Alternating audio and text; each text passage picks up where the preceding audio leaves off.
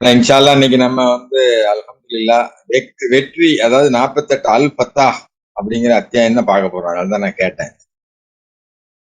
48வது அத்தியாயம் இருந்தா எடுத்து வச்சுக்கிடுங்க. இன்ஷால்லா நம்ம வந்து இன்னைக்கு குர்ஆன் வகுப்புல ஏன்னா அல்லாஹ் சொல்றாங்க வெற்றி அடையலாம் அப்படின்னு சொல்லக்கூடிய நிறைய வசனம் இருக்கு. யூமே அட்டைன் சக்சஸ் அப்படின்னு சொல்லி நிறைய வசனம் இருக்கு. ஏன்னா தனியா ஒரு அத்தியாயமே இருக்கு. போன வாட்டி நான் 49வது அத்தியாயம் பார்த்தோம். இப்ப 48வது அத்தியாயம் அரபில வந்து அல் ஃபத்தாஹ் வெற்றி. இதுல வந்து ஒரு ஒரு வசனமா நம்ம பார்க்கலாம். இன்ஷால்லா அதுல இருந்து நம்ம வசனத்துல இருந்து நம்ம என்ன தெரிஞ்சுக்கிறோம் அப்படின்னு. ஏன்னா நீங்க அதனாலதான் குர்ஆன் எடுத்து வச்சுக்கிடுங்கன்னு சொல்றேன். அல் ஃபத்தாஹ் இதுல மொத்தம் எத்தனைன்னா 29 வசனம் இருக்கு. ஒன்னொன்னா பார்ப்போம் இன்ஷால்லா. அதுல என்ன நம்ம தெரிஞ்சுக்கிறோம் அப்படிங்கறதையும் பார்ப்போம் இன்ஷால்லா. ஆஹ் அல்லாஹ் வந்து தூதருக்கு ஒரு மகத்தான வெற்றியை வழங்கியதாக அறிவிக்கிறார்.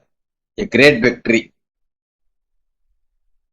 பிராக்கெட்ல போட்டா தூதர்னு போட்டிருப்பாரு. அவுது பில்லாஹி மினஷ் ஷைத்தானிர் ரஜீம். பிஸ்மில்லாஹிர் ரஹ்மானிர் ரஹீம். அல்லாஹ்வின் பெயரால் மிக்க அருளாளர் மிக்க கருணையாளர். முதல் வசனம் தூதரேன்னு பிராக்கெட்ல போட்டுட்டு மகத்தானது ஒரு வெற்றியை நாம் உம்மீது அருளியுள்ளோம். அதாவது வெற்றிங்கிறது வந்து நம்ம பாக்குற கண்ணால பாக்குறது இல்ல. அல்லாஹ்வுடைய வழியில நிலைச்சிருப்பது தான் முதன்மையான வெற்றி நமக்கு. அதனாலதான் அல்லாஹ் வந்து நம்ம மீது வெற்றியை அருளி இருக்கிறேன்னு சொல்றாரு. நம்ம அல்லாஹ்வுடைய வழியில இருக்கோம் அப்படிங்கிறது தான் உண்மையான முதல் வெற்றி.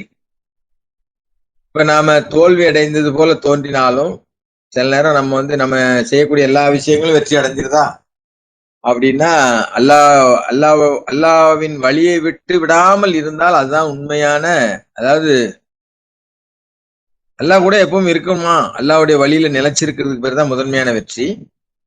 அப்ப நல்லது கெட்டது எது வந்தாலும் நம்ம அல்லாஹ் தான், அதாவது நாம ஒரு முஸ்லீமு இல்ல அல்லாஹ்வுக்கு சரணடைந்தவங்க அப்படின்னா எது நடந்தாலும் அது நம்முடைய நன்மைக்காக தான் அல்லாஹ் நடத்துறாங்கன்னு நம்புறது முதல்ல. அதுதான் முதல் வெற்றி. எது நடந்தாலும் நம்முடைய நன்மைக்காக தான் எல்லாம் நடத்திருக்காங்க. நாம வந்து கடந்த காலத்தை நினைச்சு கவலைப்படாம, வருங்காலத்தை நினைச்சு பயப்படாம, இப்ப இப்ப ஒவ்வொரு நிமிஷமும் நாம சரணடைதல்ல திரும்ப முடியும், சரணடைதல்ல நுழைய முடியும். அதுதான் அல்லாஹ்வுடைய வழியில நிலைச்சு இருக்கிறது. கடவுளின் வழியில் நிலைத்திருப்பதுதான் முதன்மையான வெற்றி. அடுத்த வசனம், அதன் மூலம் உம்முடைய கடந்த கால பாவங்களையும் அவனமே எதிர்கால பாவங்களையும் அல்லாஹ் மன்னிக்கின்றார். மேலும் உம்மீது தன்னுடைய அருள் கொடைகளை பூரணப்படுத்துகின்றார். மேலும் நேரானது ஒரு பாதையில் உண்மை வழி நடத்துகின்றார். முதல்ல சொன்னேன் இல்லையா, கடந்த காலத்துல நம்ம மன்னிப்பு கேட்டா எல்லாம் மன்னிக்கிறேன்னு சொல்றாரு. அதே மாதிரி எதிர்காலத்துல என்னை பாவம் செய்யாமல் பாதுகாருங்க யாரெல்லாம் துவா கேட்டாலும் எல்லாம் நம்மளை பாதுகாக்கிறார். அதான் சொல்றாங்கல்ல, பிரார்த்தித்துக் கொண்டிருக்கும் காலமெல்லாம் வழி தவறிப்போவ சாத்தியமே இல்லை அப்படின்னு சொல்றாங்க. இப்ப கடந்த காலத்துல நம்ம செஞ்ச பாவங்களை மன்னிக்க கூடியவராகவும், வருங்காலத்துல நம்ம பாவத்துல வீழ்ந்து விடாமல் பாதுகாக்க கூடியவராகவும் அல்லாஹ் இருக்கிறார். அதான் இந்த வசனம் சொல்லுது. அதன் மூலம் கடந்த காலத்தின் பாவங்களையும் அவனுமே எதிர்காலத்தின் பாவங்களையும் அல்லாஹ் மன்னிக்கின்றார். மேலும் உம்மீது தன்னுடைய அருள் கொடைகளை பூரணப்படுத்துகின்றார். மேலும் நேரான பாதையில் உம்மை வழி நடத்துகின்றார்.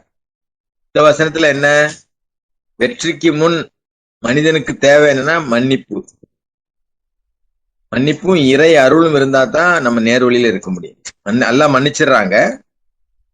மன்னிப்பையும் தன் அருளையும் நிறைவாக வழங்குவதை தான் அல்லாஹ் சொல்றாங்க. எனக்கு எல்லாம் தெரியும் அப்படிங்கிற மனப்பான்மைக்கு பதிலா அல்லாஹ் என்ன சரியான பாதையில் வழிநடத்துவாருங்கிற மனநிலை நமக்கு வேணும். வல்லாஹு ஹைருர் ராசிக்குன், அல்லாஹ் உணவளிக்க அல்லாஹ் போதுமானவர். ஹஸ்புனுல்லாஹ் வ நிஅமல் வக்கீல், எனக்கு அல்லாஹ் போதுமானவர் அப்படிங்கிற மனப்பான்மை நமக்கு எப்பவுமே இருந்தா தான் நாம அல்லாஹ்வுடைய மன்னிப்பிலையும் அல்லாஹ்வுடைய அருள்லையும் நம்ம தொடர்ந்து இருக்க முடியும். அதான் 2வது வசனம் சொல்லக்கூடியது. 3வது, கூடுதலாக ஆட்டம் காணாத ஒரு ஆதரவை கொண்டு அல்லாஹ் உமக்கு ஆதரவளிக்கிறார். ஒருத்தர நம்ம அல்லாட்ட மன்னிப்பு கேட்டோம், வருங்காலத்துல நம்மளை பாவம் செய்யாம பாதுகாத்துருங்களான்னு பிரார்த்தனை பண்ணிட்டோம், அல்லாஹ்விட்ட மன்னிப்பும் கேட்டுட்டோம், அல்லாஹ்வுடைய அருளையும் நம்ம பிரார்த்தனை மூலம் அடைஞ்சிருக்கோம் அப்படின்னா அதுல நிலைச்சு இருக்கணும் இல்லையா? தொடர்ந்து இருக்க முடியுதா? அப்பப்ப சரிஞ்சிடறோம், அப்பப்ப நிராசை அடைஞ்சிடறோம், அப்பப்ப அல்லாஹ்வை நிந்தனை செய்யறோம், அப்பப்ப குறை சொல்றோம், அப்பப்ப பழிய தூக்கி மத்தவங்க மேல போடுறோம். அதைத்தான் 3வது வசனம் சொல்லுது. ஆட்டம் காணாத ஒரு ஆதரவை கொண்டு அல்லாஹ் உமக்கு ஆதரவளிப்பார். எப்போ? மன்னிச்சுக்கிட்டு இருக்கும்போது. அதாவது அல்லாஹ் தனது தூதருக்கு உறுதியான ஆதரவை வழங்குவதாக கூறுறார். ஒரு ஸ்ட்ராங்கான, நாம தனியா இருப்பதாக நினைச்சோம்னா அப்படி, அதாவது நம்ம அல்லாஹ் கூட இருக்கிறோம் அப்படிங்கறத நினைச்சாலே அல்லாஹ்வுடைய ஆதரவு நம்மகிட்ட இருக்கு. அல்லாஹ்வுடைய ஆதரவு நம்மகிட்ட இருந்து விலக போறது இல்லை.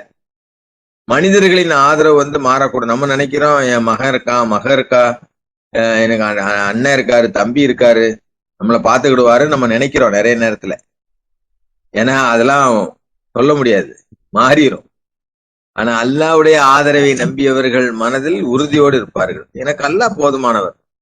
அதாவது மூசா பிரவுன் துரத்திட்டு வரான். மூசா கூட கொஞ்சம் பேர் தான் இருக்கிறாங்க. அந்த கடல் கரையில நின்னுட்டு அந்த மக்கள் சொல்றாங்க பின்னாடி, ஓ கிட்ட நெருங்கி வந்துட்டான் பிரவுன் அப்படின்னு சொல்லி. மூசா என்ன சொன்னாரு? அல்லாஹ் நம்ம கூட இருக்கிறாரு அப்படின்னு சொல்றாரு. அந்த மாதிரி மனிதர்களை நம்பாம நம்ம கூட நம்முடைய நம்பிக்கைய மற்ற மனிதர்கள் மேல வைக்கிறோம். எப்படி? எனக்கு என் புள்ள பாத்துக்கிடுவான், என் அண்ணன் பாத்துக்கிடுவான், என் தம்பி பாத்துக்கிடுவான், என் கணவர் பாத்துக்கிடுவார், என் மனைவி பாத்துக்கிடுவா அப்படின்னு சொல்லி அப்படிலாம் ஆதரவு வைக்காம அல்லாஹ்வினுடைய ஆதரவை மனசுல இருந்தா தான் அதுதான் ஆட்டம் காணாத ஆதரவு. ஆட்டம் காணாத ஒரு ஆதரவை கொண்டு அல்லாஹ் உமக்கு ஆதரவளிப்பார். அப்போ நம்ம ஆதரவை ஆற்ற வைக்கணும். எதா இருந்தாலும் போன வாரம் ஜும்மால சொன்னார், எழுந்திருக்கும் போதெல்லாம் அல்லாஹ்வுடைய பேரை சொல்லுங்க அப்படின்னு. எனக்கு அந்த போன வெள்ளிக்கிழமையில இருந்து இப்ப வரைக்கும் எப்பெல்லாம் நம்ம மறந்துடுறோம். நான் எழுந்திருக்கும் போது அதுக்கப்புறம் பூரா அது ஞாபகம் வந்துகிட்டே இருக்கு. ஞாபகம் வர்றதுக்காக நம்ம அல்லாஹ்க்கு நன்றி செலுத்துறோம். அதனால நம்ம எப்பவுமே ஆதரவை, அல்லாஹ் போதுமானவர். நமக்கு எது நடந்துச்சோ அது அல்லாஹ்வுடைய நாட்டப்படிதான் நடந்துச்சு. இனி என்ன நடக்க போகுதோ அதுவும் அவருடைய நாட்டப்படிதான் நடக்கும். எது நடந்தாலும் என்னுடைய நன்மைக்காகத்தான் எல்லாம் நடத்துறாங்க அப்படின்னு நான் அதை உறுதியா நம்பும் போது எந்த சூழ்நிலையும் அல்லாஹ் எனக்கு போதுமானவர். நம்ம முழுமையா அல்லாஹ்வை நம்பி அல்லாஹ்வை சார்ந்து இருக்கிறது தான் ஆட்டம் காணாத ஒரு ஆதரவு. 4வது வசனம், அவர்தான் நம்பிக்கையாளர்களின் இதயங்களில் அவர்களுடைய விசுவாசத்துடன் கூடுதலாக மேலும் விசுவாசத்தை அதிகரிப்பதற்காக மன திருப்தியை அமைத்தவர். வானங்களிலும் பூமியிலும் உள்ள அனைத்து பட்டாளங்களும் அல்லாஹ்வுக்கு தான் உரியவை. அல்லாஹ் எல்லாம் அறிந்தவர், ஞானம் மிகுந்தவர்.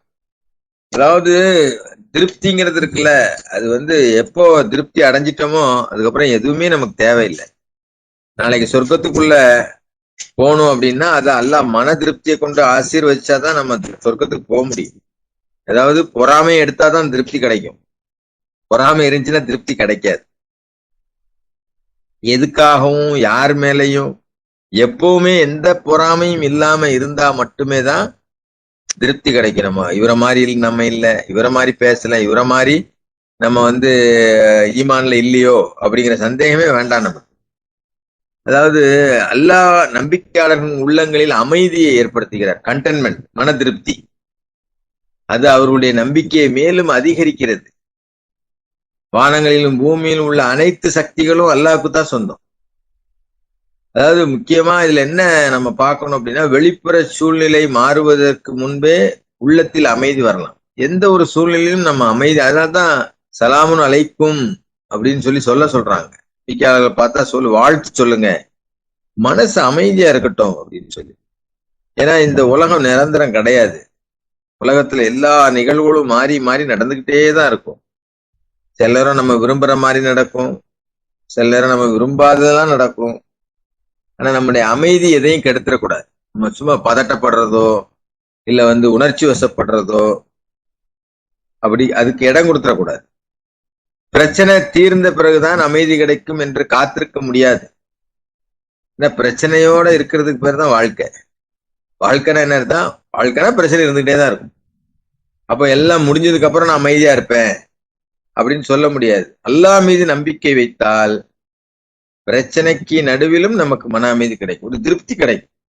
அந்த திருப்தியை கொண்டுதான் அல்லாஹ் என்ன சொல்றாங்க, அவர்தான் அவங்களுக்கு, அதாவது அப்பதான் விசுவாசத்தை, நம்பிக்கையாளர்களின் விதயங்களில் அவர்களுடைய விசுவாசத்துடன் கூடுதலாக மேலும் விசுவாசத்தை அதிகரிப்பதற்காகத்தான் மன திருப்தியை அமைத்தவர். முழுமையா மன திருப்தியா இல்லை அப்படின்னு சொன்னா நம்பிக்கை இல்லைன்னு தான் அர்த்தம், விசுவாசம் இல்லை. நமக்கு எல்லா மேல விசுவாசம் இல்லை, அதனாலதான் நமக்கு திருப்தி இல்லை. இன்னும் வேணும் வேணும் வேணும், இது வேணும் அது வேணும், இப்படி இருந்தா நல்லா இருக்கும் அப்படி இருந்தா நல்லா இருக்கும். என்ன இருக்கோ அதை கொண்டு நாம திருப்தி அடைகிறோமா? நிச்சயமா எல்லாம் கொடுத்துக்கிட்டே இருப்பான். 5வது வசனம், நம்பிக்கை கொண்ட ஆண்களையும் பெண்களையும் ஆறுகள் பாயும் தோட்டங்களுக்குள் அவர் நிச்சயமாக நுழைய அனுமதிப்பார். அதில் அவர்கள் என்றென்றும் தங்கியிருப்பார்கள். அவர்களுடைய பாவங்களை அவர்கள் மன்னிப்பார். இதுதான் அல்லாஹ்வின் பார்வையில் மகத்தானது ஒரு பெருவெற்றியாகும். அதாவது நம்பிக்கையுடன் நல்ல வழியில வாழ்பவர்களுக்கு அல்லாஹ் மன்னிப்பையும் நிலையான அருளையும் வழங்குவதாக கூறுகிறார். இந்த உலக வெற்றி வந்து தற்காலிகமானது. அல்லாஹ்வுடைய மன்னிப்பை பெறுவதுதான் மிகப்பெரிய வெற்றி. அதுதான் இந்த வசனத்திலிருந்து நாம தெரிஞ்சு கொள்ள வேண்டிய விஷயம். 5வது வசனத்துல கேக்குதா? யாரோ மைக் ஆன் பண்றீங்க. நம்பிக்கை கொண்ட ஆண்களையும், 5வது வசனத்தை திருப்பியும் படிக்கிறேன். நம்பிக்கை கொண்ட ஆண்களையும் பெண்களையும் ஆறுகள் பாயும் தோட்டங்களுக்குள் அவர் நிச்சயமாக நுழைய அனுமதிப்பார். அதில் அவர்கள் என்றென்றும் தங்கியிருப்பார்கள். அவர்களுடைய பாவங்களை அவர்கள் மன்னிப்பார். இதுதான் அல்லாஹ்வின் பார்வையில் மகத்தானது ஒரு பெருவெற்றியாகும். அப்ப இங்க முக்கியமான விஷயம் என்னன்னா மன்னிப்பு தான். மன்னிப்பை பெறுவதுதான் பெரிய வெற்றி. அல்லாஹ்வுடைய மன்னிப்பை நம்ம கேட்டுக்கிட்டே இருக்கணும். அல்லாஹ் சொல்றாங்க, பின்னிரவு நேரத்தில் அல்லாஹ்விடம் மன்னிப்பு கோருவரை அல்லாஹ் மிகவும் விரும்பக்கூடியவரா இருக்கிறார் அப்படின்னு சொல்லி. நம்ம அந்த அதிகாலை நேரத்துல அல்லாஹ்விடம் பாவ மன்னிப்பு கேட்கிறோம். அது எவ்வளவு மனப்பூர்வமா நம்ம கேட்கிறோம் அப்படிங்கிறது நமக்கு மட்டும்தான் தெரியும். சும்மா அதாவது கடமையேன்னு கேட்கிறோமா இல்ல கடமையா கேட்கிறோமா அப்படிங்கிறது நமக்கு மட்டும்தான் தெரியும். அதனால மன்னிப்பை, அல்லாஹ்வுடைய மன்னிப்பு பெறுவதுதான் மிகப்பெரிய வெற்றி. இந்த உலக வெற்றி வந்து தற்காலிகமானது. நம்ம பணம் கிடைச்சோன்னு வெற்றின்னு நினைக்கிறோம், பெரிய வேலை கிடைச்சோன்னு வெற்றின்னு நினைக்கிறோம், இல்ல ஒரு வீடு கட்டி முடிச்சிட்டோன்னு அதுதான் வெற்றின்னு நினைக்கிறோம், சக்சஸ் நினைக்கிறோம், இது ஒரு பள்ளி கட்டி முடிச்சிட்டோன்னு அதான் சக்சஸ் நினைக்கிறோம். அது எல்லாம் எதுவுமே வெற்றி கிடையாது அப்படிங்கிறது தான் இந்த வசனம். அல்லாஹ்வுடைய மன்னிப்பை பெறுவதுதான் மிகத்தான பெரிய வெற்றி. அல்லாஹ்வின் பார்வையில், அதாவது அவருடைய பாவங்களை அவர் மன்னிச்சிட்டாருன்னா அதுதான் அல்லாஹ்வின் பார்வையில் மகத்தான பெருவெற்றி. மேலும் நயவஞ்சக ஆண்களையும், 6வது வசனம், நயவஞ்சக ஆண்களையும் பெண்களையும் ஓலி வழிபாடு செய்கின்ற ஆண்களையும் பெண்களையும் அவர் பழி தீர்ப்பார். ஏனெனில் அவர்கள் அல்லாஹ்வை பற்றி கெட்ட எண்ணங்களை தாங்கியிருந்தனர். அவர்களுடைய தீமை அவர்களுக்கு எதிராக விளைவுகளையே திருப்பி தரும். அவர்களுடைய தீமை அவர்களுக்கு எதிரான விளைவுகளையே திருப்பி தரும். ஏனெனில் அல்லாஹ் அவர்கள் மீது கோபம் கொண்டிருக்கின்றார், அவர்களை கண்டனம் செய்கின்றார். மேலும் அவர்களுக்காக எரிகிடங்கை தயார் செய்துள்ளார். என்ன ஒரு துன்பகரமான விதி. இந்த வசனத்தை வந்து நல்ல நம்ம, அதாவது இதுல சொல்லக்கூடிய முக்கியமான விஷயம் கெட்ட எண்ணம் தான். அல்லாஹுவை பற்றி கெட்ட எண்ணம் அப்படின்னா, நம்ம அல்லாஹ் பத்தி கெட்ட எண்ணம் வைக்கிறோமா அப்படின்னா, நயவஞ்சக ஆண்களும் பெண்களும் போலி தெய்வ வழிபாடு செய்கின்ற ஆண்களையும் பெண்களையும் அவர்கள் பழி தீர்ப்பார். ஏன்னா அவங்க மனசுல கெட்ட எண்ணங்கள் இருக்கு. கெட்ட எண்ணம் இருந்தா நம்ம நம்பிக்கையாளர்கள் இல்ல அப்படிங்கறத நம்ம புரிஞ்சுக்கிறது இந்த வசனத்துல இருந்து. இவரு நயவஞ்சகர், அவரு நயவஞ்சகர்னு சொல்றதுக்கு நம்ம இங்க வரல. இவரு போலி தெய்வ வழிபாடு நாம செய்யறோமா? நயவஞ்சகத்தனம் நமக்கு இருக்கா? இங்க ஒண்ணு பேசி அங்க ஒண்ணு பேசி யாரெல்லாம் பாக்குறோமோ அவங்களுக்கு தகுந்தாப்புல நம்ம ஜால்ரா அடிக்கிறோமா இல்ல அமைதியா இருக்கிறோமா அப்படின்னு நமக்கு தான் தெரியும். நாம் அல்லாஹ்வை பற்றி என்ன நினைக்கிறோம் என்பது மிக மிக முக்கியம். அல்லாஹ்வை பற்றி என்ன நினைக்கிறோம்? நாம இப்ப ரகசியம் பேசுறோம், யாருக்குமே தெரியாதுன்னு நினைக்கிறோம். பொய் பேசுறோம், அல்லாஹ்வுக்கு தெரியாதுன்னு நினைக்கிறோம். புறம் பேசுறோம், அல்லாஹ் சொன்னதுக்கு மாற்றமா அல்லாஹ் மன்னிச்சிருவார்னு நினைக்கிறோம். நாம அல்லாஹ் இறந்த சகோதரனின் மாமிசத்தை திங்கிறதுக்கு சமம்னு சொல்றாரு. குறை கூறி புறம்பேசி திரிவோருக்கு கேடுதான் சொல்றாரு. அதெல்லாம் ரொம்ப சாதாரணமா செஞ்சுக்கிட்டு இருக்கிறோம் நம்ம. இதெல்லாம் நம்ம அல்லாவை பற்றி தவறான எண்ணத்துல இருக்கிறோம்னு அர்த்தம். அல்லாஹ் பார்க்க மாட்டார், அல்லாஹ்க்கு தெரியாது, இல்ல அல்லாஹ் மன்னிச்சிருவார். அதாவது தெரிந்தே தொடர்ந்து பாவம் செய்ய மாட்டாங்கன்னு குரான் சொல்லுது 3:135. அவங்க தெரிஞ்சு நமக்கு நல்லா தெரியும் புறம் பேசுறது பாவம், பொய் பேசுறது தப்பு, குறை கூறி புறம் பேசி, அதாவது யார் அல்லாஹ் தான் எல்லாத்தையும் நடத்துறாங்கன்னு நம்புறாங்களோ அதுக்கு அவங்களுடைய அடையாளம் என்ன அப்படின்னு சொன்னா அவங்க குறை சொல்ல மாட்டாங்க, புலம்பிக்கிட்டு இருக்க மாட்டாங்க அப்படின்னு ரஷாத் அவருடைய பயான்ல சொல்றாரு. இவங்கதான் அல்லாஹ், அதனாலதான் சொன்ன அல்லாவை பற்றி தப்பான எண்ணத்துல இருக்கிறாங்க. அவங்க கடவுளை பற்றி என்ன நினைக்கிறோம் என்பது மிக மிக முக்கியம். எனக்கு மன்னிப்பு கிடைக்காது, அல்லாஹ் என்னை கைவிட்டுட்டாரு போன்ற நம்பிக்கையற்ற எண்ணங்கள் மனிதனை பலவீனப்படுத்தலாம். நம்பிக்கை, அதாவது நம்ம மன்னிப்பு கேட்டா ரெடியா இருக்கிறேன்றார் மன்னிக்கிறதுக்கு. என்கிட்ட கேட்க மாட்டானா அப்படின்னு எல்லாம் கேட்க மாட்டார். நீ என்ன யோசிக்க மாட்டீங்களா, சிந்திக்க மாட்டீங்களா, என் மன்னிப்பு கேளுங்க, வருந்தி திருந்துங்கன்னு தான் சொல்றார். தொடர்ந்து 3:135 சொல்றார், அவர்கள் தெரிந்தே தொடர்ந்து பாவம் செய்ய மாட்டாங்க. அதே நேரத்துல தவறு செய்துவிட்டு எப்படியும் அல்லாஹ் மன்னித்து விடுவார் என்று பொறுப்பு இல்லாமல் நம்ம இருக்க முடியாது. தவறு செய்யறோம், தெரிஞ்சுதான் செய்யறோம், என்ன அல்லாஹ் மன்னிச்சிடுவார்னு நம்ம சொல்ல முடியாது. அல்லாஹ் கணக்கெடுப்பதில் மிக தீவிரமானவர். ஒரு அணு அளவு நன்மை செஞ்சிருந்தாலும் ஒரு அணு அளவு தீமை செஞ்சிருந்தாலும் அதற்கான பலாபலன்களை நாம அனுபவிப்போம்னு திரும்ப திரும்ப சொல்றாங்க.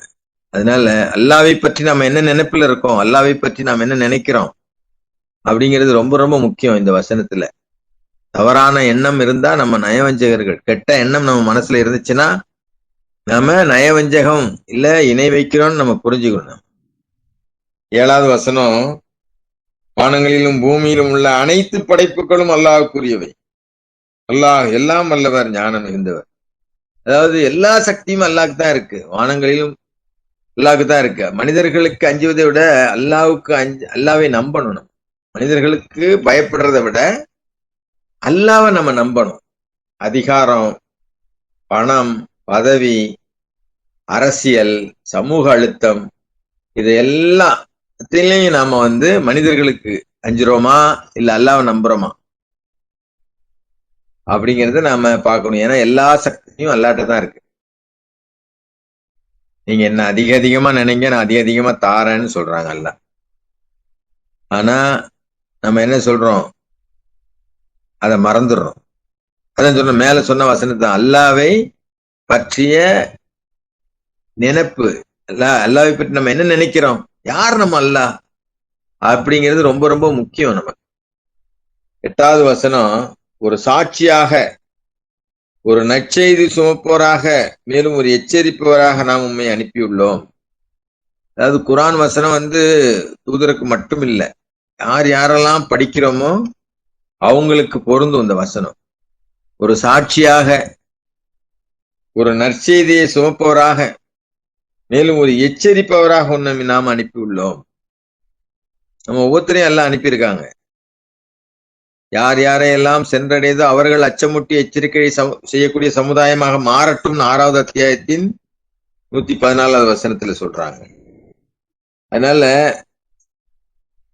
பாடம் என்னன்னா, அல்லாஹ்வுடைய செய்தி என்பது வெறும் ஆறுதல் அல்ல, அது ஒரு நல்ல வழியை காட்டுது, ஒரு நல்ல செய்தியை நமக்கு தருது, தவறுகள்ல இருந்து நமக்கு எச்சரிக்குது. குரானும் அந்த வேலையை செய்து, தூதரும் அந்த வேலையை செஞ்சிருக்கிறாரு, நாமளும் அதை செய்யணுங்கிறது தான் இதுல இருந்து நாம பெற்றுக்கொள்ளக்கூடிய பாடம். 9வது வசனம், அதன் மூலம் மக்களாகிய நீங்கள் அல்லாஹ் மற்றும் அவருடைய தூதர் மீது நம்பிக்கை கொண்டு, மேலும் அவரிடம் பக்தி கொண்டு, மேலும் அவருடைய கட்டளைகளை கடைபிடித்து, மேலும் பகலும் இரவும் அவரை துதிக்கும் பொருட்டு. ரொம்ப ரொம்ப நம்ம திருப்பி திருப்பி ஞாபகம் வச்சிருக்க வேண்டிய ஒரு விஷயம். அதாவது எழுந்திருக்கும் போதெல்லாம் அல்லாஹ் பேரை சொல்லுங்க. எங்க எழுந்திருக்கேன், எப்பெல்லாம் கீழே உட்காந்து எந்திக்கிறோம், கட்டில உட்காந்து எந்திக்கிறோம், சேர்ல உட்காந்து எந்திக்கிறோம், எல்லாம் சொல்றாரு. பகலும் இரவும் பொருட்டாரு. எதையும் உண்ணும் போதும் பருகும் போதும் நல்லா பேரை சொல்லி செய்யுங்க. எதை ஆரம்பிச்சாலும் நல்லா பேரை சொல்லுங்க. அதுக்காக சத்தம் போட்டு காட்டிக்கிற தேவையில்லை. மனசுக்குள்ள அந்த நினைப்பு நமக்கு இருந்தா போதும். நினைப்பு தான் பொழப்ப கெடுக்கும்னு சொல்லுவாங்க. அதனால கெட்ட எண்ணம் நம்ம மனசுல இல்லாம இருக்கணும்னா அல்லாஹ்வுடைய எண்ணம் நமக்கு இருக்கணும். அல்லாஹ்வுடைய எண்ணம் இருந்துச்சுன்னா நமக்கு நிச்சயமா கெட்ட எண்ணமே வராது. அல்லாஹ் எனக்கு போதுமானவங்க அப்படிங்கிற எண்ணம் எப்பவுமே நமக்கு மனசுல இருந்துகிட்டே இருந்துச்சுன்னா கெட்ட வேற யாரை பத்தியும் கெட்ட எண்ணம் நமக்கு வராது. நம்மளை பத்தி தப்பா பேசிடுவாங்களோ, நம்ம வேவு பார்க்க மாட்டோம், சந்தேகப்பட மாட்டோம், பயப்பட மாட்டோம், கவலைப்பட மாட்டோம், துக்கப்பட மாட்டோம். அதனாலதான் நம்பிக்கை அல்லாஹ் சொல்றாங்க 2:62 5:69 சொல்றாங்க. அச்சப்படவும் மாட்டாங்க, துக்கப்படவும் மாட்டாங்க நம்பிக்கையாளர்கள். உண்மை அல்லாஹ் மட்டும் நம்புவாங்க, நேர் வழியில நடப்பாங்க, மறுமை உண்டு நம்புவாங்க. அவங்க அச்சப்படவும் மாட்டாங்க, துக்கப்படவும் மாட்டாங்க, அவங்களுடைய பிரதிபலன் அல்லாட்ட இருக்கு அப்படின்னு ஆணித்தரமா சொல்றாங்க. 2:111 எல்லாம் சொல்றாங்க. எந்த மதம் எந்த இதானாலும் இருந்துக்கோ, நீ நம்பிக்கையாளனா இருந்தா நிச்சயமா நீ மீட்டுக் கொள்ளப்படுவீங்க அப்படின்னு சொல்றாங்க. அது 2 வசனத்தையும் நான் படிச்சிடறேன் உங்களுக்காக. ஏன்னா நம்ம என்ன நினைச்சிட்டு இருக்கோம், ஓ அதாவது அவங்க யூதர்களும் கிறிஸ்தவர்களும் சொன்ன மாதிரிதான் நாம தான் சொர்க்கத்துக்கு போவோம்னு சொல்லிட்டு நம்ம சப்மிட்டரும் நம்ம அப்படிதான் நினைச்சுக்கிட்டு இருக்கோம் தப்பா. ஆனா அல்லாஹ் 2:111 சொல்றாங்க பாருங்க. அதுக்கு உபதலைப்பு கொடுக்கிறாரு அஷாத். என்ன தெரியுமா? அதாவது அவர்களுடைய மார்க்கத்தின் பெயரை பொருட்படுத்தாது நம்பிக்கையாளர்கள் அனைவரும் மீட்டுக் கொள்ளப்படுகின்றனர். சிலர் கூறியுள்ளனர், யூதர்கள் அல்லது கிறிஸ்தவர்களை தவிர எவர் ஒருவரும் சோனம் நுழைய மாட்டார்கள். அவர்களுடைய ஆசை மிகு எண்ணங்கள் இவ்விதமானதே. கூறுவீராக, நீங்கள் சரியானவர்களாக இருந்தால் உங்களுடைய சான்றை எங்களுக்கு காட்டுங்கள் அப்படின்னு சொன்னார். அதனால சரியா நம்ம கரெக்டா இருந்தோம் அப்படின்னு சொன்னா 2:62 படி யாரு அல்லாஹ்வை நம்பி சொல்றாங்க பாருங்க. நிச்சயமாக நம்பிக்கை கொண்டவர்கள், யூதர்களாக இருப்பவர்கள், கிறிஸ்தவர்கள் மற்றும் மதம் மாறியவர்கள் யாராயினும் அல்லாஹ்வின் மீது நம்பிக்கை கொண்டு, மேலும் இறுதி நாளின் மீது நம்பிக்கை கொண்டு, மேலும் நன்னெறியானதொரு வாழ்வு நடத்துகின்றவர்கள் தங்களுடைய இரட்சகரிடமிருந்து தங்களுடைய பிரதிபலனை பெற்றுக் கொள்வார்கள். அவர்கள் அஞ்சுவதற்கு எதுவும் இல்லை, அவரின்றி அவர்கள் துக்கப்படவும் மாட்டார்கள். அதனால நாம ரொம்ப நம்மளுடைய எண்ணம் எப்பவுமே அல்லாவை சார்ந்து, அல்லாவை சூழ்ந்து, அல்லாவுடைய பெயரை துதிக்கும் பொருட்டு. அதுதான் அந்த 9வது வசனம். மக்களாகிய நீங்கள் 48:9 மக்கள் அதன் மூலம் மக்களாகிய நீங்கள் அல்லாஹ் மற்றும் அவருடைய தூதன் மீது நம்பிக்கை கொண்டு, மேலும் அவரிடம் பக்தி கொண்டு, மேலும் அவருடைய கட்டளைகளை கடைபிடித்து, மேலும் பகலும் இரவும் அவரை துதிக்கும் பொருட்டு அப்படின்னு சொல்ற. அதனால அல்லாஹ் இறை நம்பிக்கை என்பது வாயால சொல்றது இல்ல, அது நம்முடைய தினசரி வாழ்க்கையில மையமாக இருக்க வேண்டிய ஒன்று. அதான் நான் திருப்பி சொல்றேன். நம்பிக்கை, மரியாதை, அல்லாஹ்வினுடைய நினைவு, இது எல்லாமே நம்மளுடைய ஒவ்வொரு அசைவுலையும் ஒவ்வொரு நினைவுலையும் அது இருக்கணும். 48:10 உபதலைப்பு இருக்கு. அல்லாஹ்வின் தூதருக்கு நீங்கள் ஆதரவளிக்க வேண்டும். அதாவது நிச்சயமாக உம்மிடம் விசுவாசம் கொள்வதற்காக வாக்குறுதி அளிப்பவர்கள் அல்லாஹ்விடமே விசுவாசம் கொள்வதற்காக வாக்குறுதி அளிக்கின்றனர். அல்லாஹ் அவருடைய வாக்குறுதியை அங்கீகரிக்கின்றார். அவர்களுடைய கரங்களுக்கு மேலே அவர் தன் கரத்தை வைக்கின்றார். இத்தகையதொரு வாக்குறுதியை மீறுபவர்கள் தங்களுக்கே கேடாகத்தான் நம் மீறுதலை புரிகின்றனர். அல்லாஹுடனான தங்களுடைய வாக்குறுதியை நிறைவேற்றுபவர்களை பொறுத்தவரை மகத்தான ஒரு பிரதிபலனை அவர்களுக்கு அவர் வழங்குவார். இந்த வசனத்துல வாக்குறுதி என்பது மிகப்பெரிய ஒரு பொறுப்பு. தூதர்கிட்ட உறுதி அளிப்பவர்கள் உண்மையிலே அல்லாட்ட தான் உறுதி அளிக்கிறாங்க என்று இந்த வசனம் தெளிவா கூறுது. அந்த வாக்குறுதி நம்ம குரான்ல சொன்னீங்கன்னா அவர்களிடம் வாக்குறுதி, அதாவது 33:7, 3:81 இதெல்லாம் நம்ம ஏற்கனவே படிச்சிருக்கோம். 7:172, 173 குடும்பத்திடமும் நண்பர்களிடமும் தொழிலும் அல்லாவிடம் கொடுக்கும் வாக்குறுதிகளை லேசாக எடுத்துக்கொள்ளக்கூடாது. நம்ம ரொம்ப ஈஸியா சொல்றோம், 4 மணிக்கு வாரேன், 5 மணிக்கு வாரேன்னு சொல்லிட்டு வர்றதில்லை, தாரன்னு சொல்லிட்டு தர்றதில்லை, உள்ளொன்று வைத்து புறமொன்று பேசுவது. இப்படி நம்ம நம்மளுடைய வாக்குறுதிய நம்ம மீறுறோன்னா அது நமக்கு நாமே தான் தீங்கு செஞ்சுக்கிறோம். அது நிறைவேற்றுபவருக்கு பெரும் நன்மை கிடைக்கும். அதாவது வாக்குறுதிங்கிறது ஒவ்வொரு விஷயமும் நம்ம எதுக்கெல்லாம் வாக்குறுதி யாருக்கெல்லாம் கொடுக்குறோம், அத நாம சரிவர நிறைவேற்றுறோமா? இல்ல அதாவது நம்ம ஒரு வார்த்தை பேசுறோம்னா அது மறைஞ்சு போறது இல்லை அந்த வார்த்தை. அதனாலதான் நிறைய பேசாதீங்க அப்படின்னு சொல்றாங்க. பேசாம இருக்கிறது சலாமத்து அப்படின்னு கேள்விப்பட்டிருக்கோம். அதாவது நம்ம பேசுறதெல்லாம் இந்த காற்றுல கலந்துதான் இருக்கு. யார் பேசினாலும் எப்படி ஒவ்வொரு மனுஷனுக்கும் தனி கண் ரேகையோ தனி கை ரேகையோ, அதே மாதிரி இந்த ஒவ்வொருடைய வாய்ஸும் வேற வேற ஃப்ரீக்வன்சி காத்துல கலந்து இருக்கான். அந்த ஃப்ரீக்வன்சி மூலயமா நம்ம அதை திருப்பி ரிசீவ் பண்ணி யார் என்ன பேசுனாங்கன்னு கேட்க முடியுமா? அதுக்கு ரொம்ப காலத்துல, அது 20 வருஷத்துக்கு முன்னாடியே ஒரு கலை கதிர்ங்கிற புத்தகத்துல நாங்க படிச்சிருக்கோம் அதை. ஆனா இப்ப அதை ப்ரூவ் பண்ண போறாங்க. அந்த அடிப்படையில ஈசா என்ன சொன்னாரு, மூசா என்ன சொன்னாரு, முகம்மது என்ன சொன்னாருங்கிறத நம்ம ரிசீவ் பண்ணிட முடியுமா? ஒவ்வொருத்தருக்கும் ஒவ்வொரு அந்த வாய்ஸ் இருக்கு இல்லையா? உலகத்துல எத்தனை கோடி பேர் இருந்தாலும் ஒரே ஃப்ரீக்குவன்சி கிடையாதான் எல்லாருக்கும். நல்லா புரிஞ்சுக்கணும். நம்ம எல்லாம் எப்படி அதை ரீகால் வாக்குறுதியை நம்ம நிறைவேற்றணுமா இல்லையாங்கிறத, நம்ம கரெக்டான விஷயத்தை தான் பேசியிருக்கிறோமா இல்லையா அப்படிங்கிறத மனுஷனாலே கண்டுபிடிக்கும் போது அல்லாவால முடியாதா? அதனால நம்ம குடும்பத்திலயும் சரி நண்பர்களையும் சரி ஏதோ போற போக்குல, அதனாலதான் இன்ஷா அல்லா அப்படின்னு சொன்னா 6 மாசம் அப்படின்னு கேலி பண்றாங்க இல்ல. அதாவது முதல்ல சொன்னல, அல்லாவுக்கு மரியாதை கொடுக்க வேண்டிய படி நீங்க மரியாதை கொடுக்கல, சும்மா தட்டி கழிக்கிறதுக்காக இல்ல வரமாட்டேன்னு சொல்றதுக்காக இன்ஷா அல்லா பயன்படுத்துறோம். இப்ப கேர்ஃபுல்லா நம்ம குரானை படிக்கணும். ஏன் தொடர்ந்து படிக்கணும், ஏன் தொடர்ந்து குரான் படிக்கிறத கேட்கணும் அப்படின்னா, வாழ்க்கையில அமல்படுத்துறதுக்கு தான், வாழ்க்கையில அதை செயல்படுத்துறதுக்கு தான்.